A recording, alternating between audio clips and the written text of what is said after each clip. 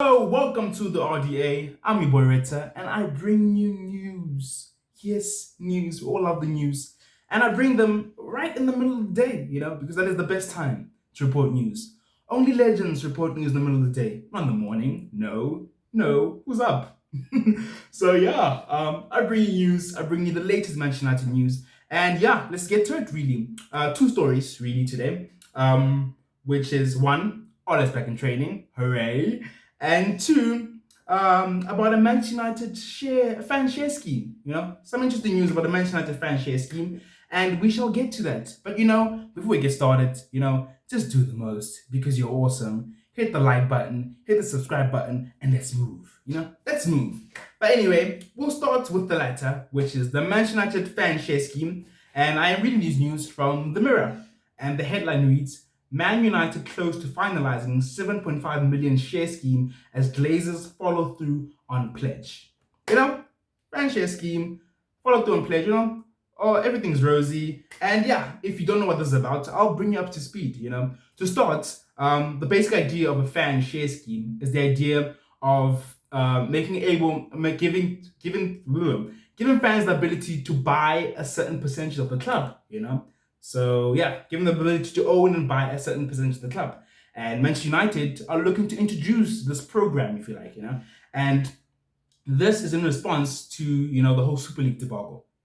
This is them, apologizing and like saying, we're sorry, we didn't mean it, it wasn't all about money. We care about you. So because to show that we care about you, we're gonna give you a portion of the club, because yeah, we shouldn't be doing it all this time anyway. And then one of the main reasons that's one of the main reasons behind this whole thing. But another reason apparently is a campaign that has been led by the Manchester United Supporters Trust, and this whole campaign was based around, establishing a share scheme or putting the Glazers under pressure to start establishing a share scheme. And apparently, this campaign it was known as the Sign for United campaign. Haven't really heard about it, which is strange because I'm a United fan. I like to believe I'm up to date, but maybe not as much as I think I am. So yeah, and this whole thing has developed through the fan forums we've been doing, and it's been in discussions there, the ones that Joe Glazer's been attending. And you know what?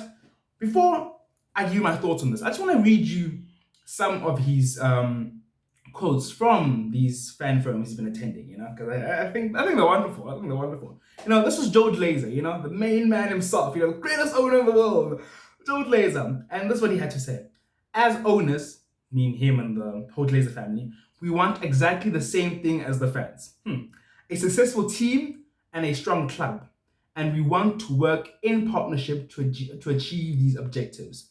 He went on to say, fans are the lifeblood of Manchester United, and I am personally committed to ensuring that they are given an enhanced voice through the creation of a fan advisory body and a fan share scheme. Joe Glazer, what a guy, And I just find it strange. Because the person who's saying these, it's all about the fans, yada yada yada. These men never really listen to us, We're the fans, we never really get listened to, So excuse me for thinking these are empty words, Like right now, I think we've gone to a point where it's abundantly obvious that the fans want Ole Gunnar Solskjaer out of the club, but they don't care, They don't care, If we're the lifeblood of the club so much, listen to us, And I guess you're in charge of the club. Maybe we might be a bit naive, but then it's gone to a point where it's abundantly obvious that Ole Gunnar Solskjaer needs to be fired, and that's what the fans want, and that is the logical thing to do. But you're still insisting on keeping him in a job. That does not match your words, Joe Glazer. If we're so important, you can at least do this for us, because it's the obvious thing to do, and we want it. So I don't know what this man is saying, but yeah, this fan forum thing. I never really thought it was gonna achieve anything, to be honest. I've always thought it's papering over the cracks, to be honest, of the Super League. But maybe it is, because they're talking about this fan share scheme, which is interesting. I've listened to a couple of things. I've listened to Sky Sports. I've listened to them talk, and basically, what I hear is that we're going to be able to buy these shares as Manchester United fans. I don't know the details. Much of the details haven't come out. It's very brief what has come out. But we're given the opportunity to buy these shares. And what I hear is that it's going to have more voting power than the ordinary share that anyone can buy, any businessman can buy. But they say it'll have 10 times more of the voting power than ordinary shares, and thus putting it on the same pedestal as the family shares, the Glazer shares, in terms of voting power. I might be botching the explanation there, but that's how I understood it. The voting power will be the same as what the family has, what the Glazers have, their shares, and more than the ordinary shares that you can buy, And what does that even mean? What does that even mean, Like, the information that's come out about the share scheme, it's been very vague.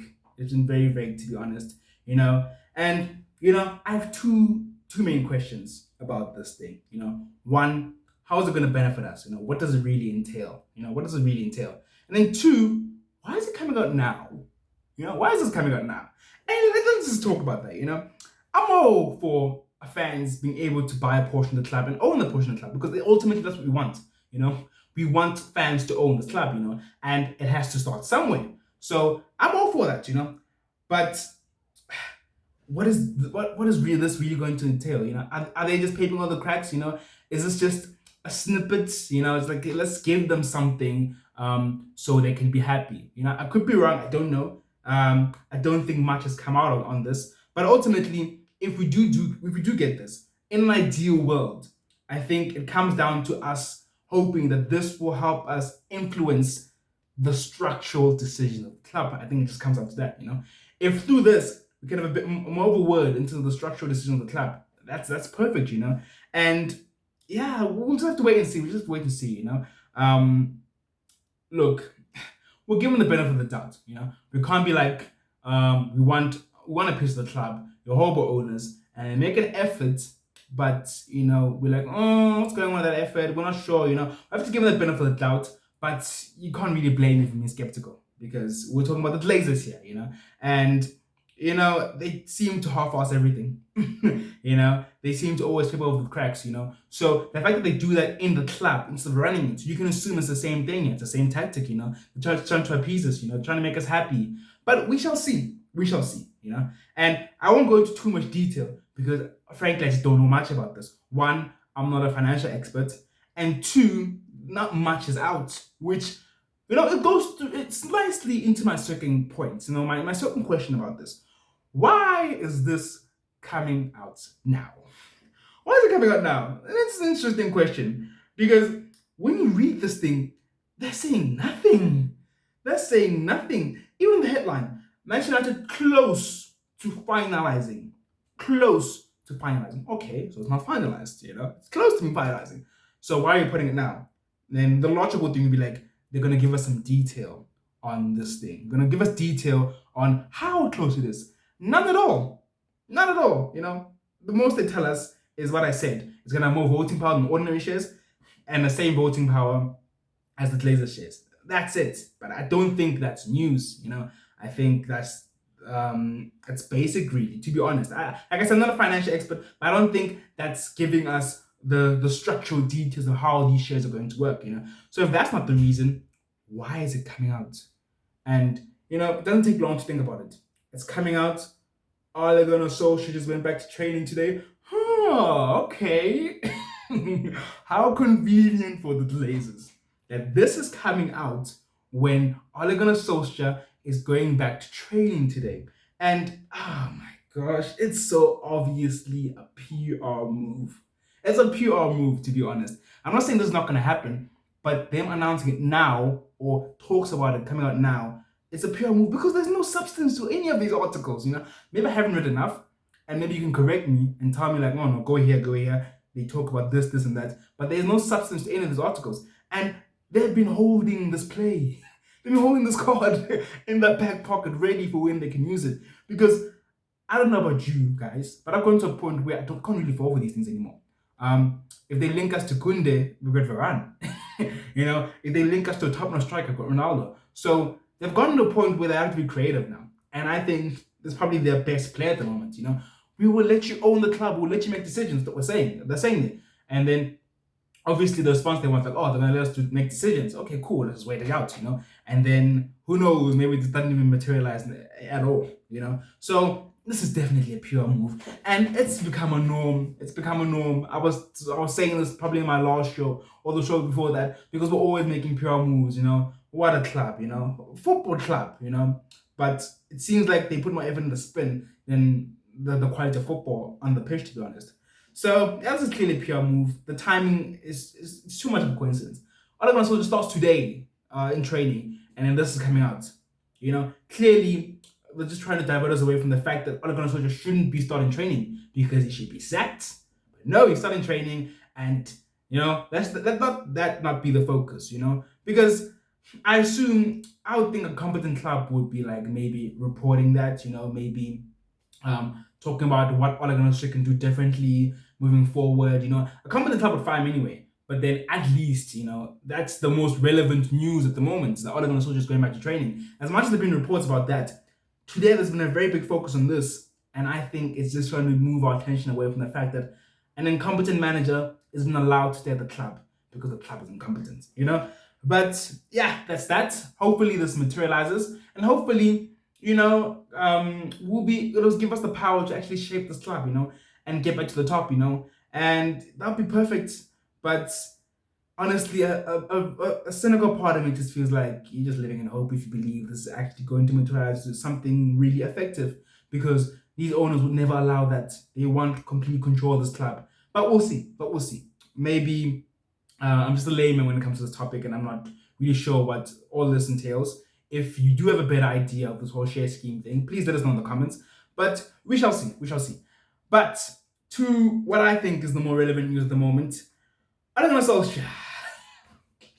My guy, Ole Gunnar Solskjaer. Ole is at the wheel. He's back in training, after a week off in Norway, and after giving the players a week off. They're back today, Tuesday morning. You saw a lot of pictures. Ole Gunnar Solskjaer driving in his fancy car. All them lads driving in their fancy cars. And yeah, what now? Like, where do we go? Where do we go as Manchester United fans? Where do you go? Where does the club go? I don't know. I don't know what happens now. Because how is this man still in charge of this club?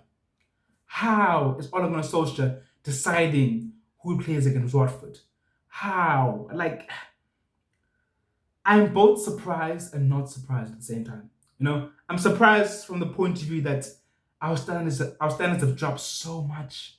They've dropped so low. It's not even funny. It makes me want to cry how much our standards have dropped. So I'm not surprised. I'm surprised from that point of view. I'm not surprised from the point of view that it's the Glazers in charge. So I expect this from them. You expect them to do something like this. You expect them to take the piss, because they just don't care really. They paper over the cracks. They put up PR spin. And they like Ole because he protects them. And they have let this man stay in charge of this club. And where to? Where to is my question. And for me, I feel like something has to change. Something has to change. Like, I feel like if Ole Gunnar Solskjaer comes back, and then on the weekend and Saturday against Watford, we see McTominay and Fred, Bruno, Ronaldo, forgetting who else played against Man City. We see the exact same team, and then even we go back to the 4-2-3-1, if we see that, the exact same team, I don't know. I think it'll be idiotic. It honestly will be, because you can't just keep doing the same thing over and over and over and expect to change, and then come out to be like, oh, we're unlucky today. We'll try again next time. No, Ole. Ole, you've been given a lifeline, the biggest lifeline. No other manager will get what you're getting. No other manager will get what Ole Gunnar Solskjaer is getting, and he's getting it because he's Ole Gunnar Solskjaer. One, he's a legend, I guess, and two, him being a legend aids the Glazers, so they want to keep him in charge of the club. And you've been given a lifeline. So as much as I don't see any world where you turn this around, God knows how this turns around, but the first thing to do would be to change something, change the formation, Change your coaching staff. Change your coaching staff because I think that's the only way back. If there's the only way back, change your coaching staff. Carrick comes in today, Phelan comes in, and you're just like, you know what, gents? It's been a good ride. And I love you guys. But at the end of the day, we have to do what's best for Manchester United. And sadly, I'm not best for Manchester United. You're not best for Manchester United. Something needs to change. They haven't invited me. At the end of the day, I'm going to protect myself. That's just how it is. And change something. Change the tactics. I think he said something like this after Man City. I'm not sure, but I heard something about him saying big change will come. Something like that. But change something. And yeah, I've heard talks of Sancho right wing back. I guess that'll be something, I don't know. Now put Sancho at wing back, change the players around, maybe play more of a three with more attacking wing backs, maybe work on your patterns of play, just something unorthodox, something that you haven't done in training.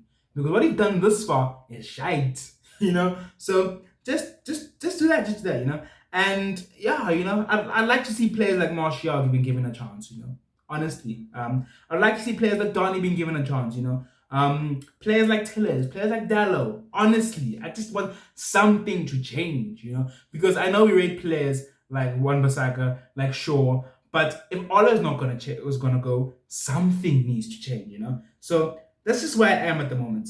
And yeah, I'm reading this article from the Manchester Evening News. Apparently, players like Marcus Rashford, Jesse Lingard, Jadon Sancho, Anthony Martial, obviously Donny van de Beek, they're all back in training, top-notch players, all back in training because they've been dropped from their national teams. Why? Because Ole Gunnar Solskjaer doesn't play them, So it's in that sense. But he has good players at his disposal at the moment.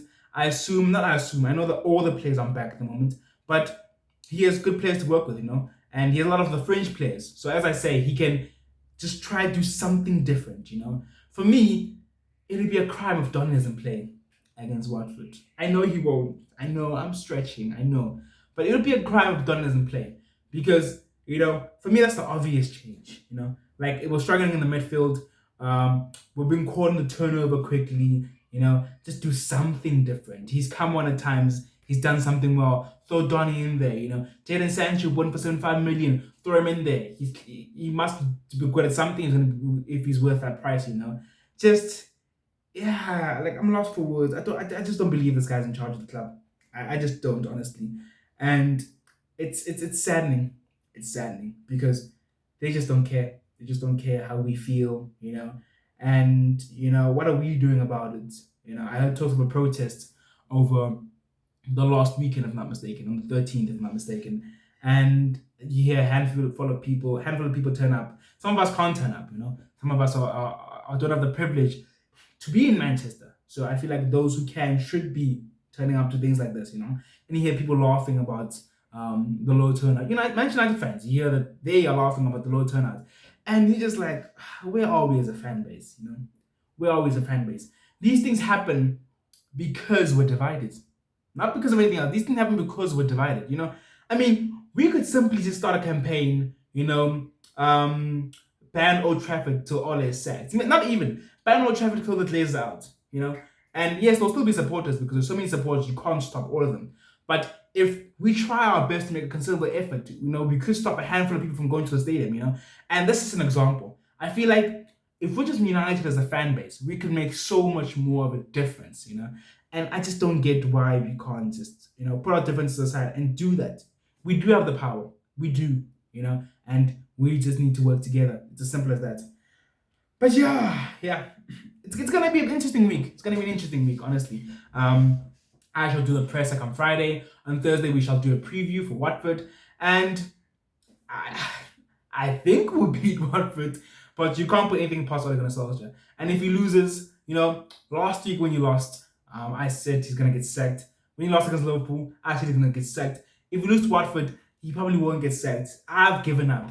If we lose to Chelsea, he probably won't get sacked. Because these people are clearly going to take the piss, And I don't know what it's going to take for Ole Gunnar Solskjaer to get sacked. Maybe relegation, But we won't get relegated because we've got Ronaldo. And we'll probably still make top 4. We're probably going to still make top 4. And you get another year, That's just the reality of being a fan of this club. But yeah, really, that is the news today. Share scheme, interesting. We'll see if that materializes. And Ole Gunnar Solskjaer, back at it. Training Manchester United. Leading them in to Watford, leading them into Chelsea because he's competent apparently, according to the Glazers. And yeah, I don't want to sound too depressing. I want to end the show there. It's been an interesting one. If you like the content, please like and subscribe. And yeah, check you next time.